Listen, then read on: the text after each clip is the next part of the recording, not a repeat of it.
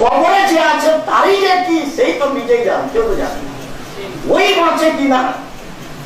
মুহাম্মদ সাল্লাল্লাহু আলাইহি সাল্লাম ছাড়া পৃথিবীর সকল নবী বলছেন, ইব্রাহিম আলাইহিস সালাম এত পাওয়ারফুল নবী তবুও বলছেন যে গাজমা ইয়া রাব্বি মা গাজমা বিন কাবা বাবা, বিচার মাঠে আমি কি করতে পারি?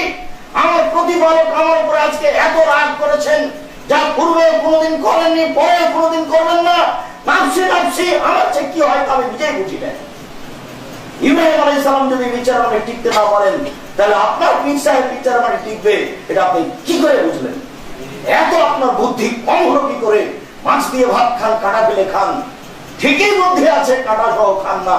ধর্ম মানতে গেলে হিসাব ছাড়াই মানেন। বোকামি পরিচয় দিয়ে দুনিয়া টিকতে পারে, বিচার মান টিকবে না। বোকামি পরিচয় দিয়ে, টাকার ক্ষমতা দিয়ে, শক্তি দিয়ে কোর্ট কাছারি টিকতে পারে, বিচারের মাঠ টিকবে না। কেন? ইব্রাহিম আলাইহিস সালাম সেখানে টিকতে পারবেন না।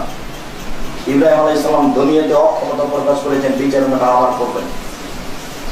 অথচ ইব্রাহিম হচ্ছেন খলিলুল্লাহ, মানে আল্লাহর দোস্ত, কত সম্মানী মানুষ।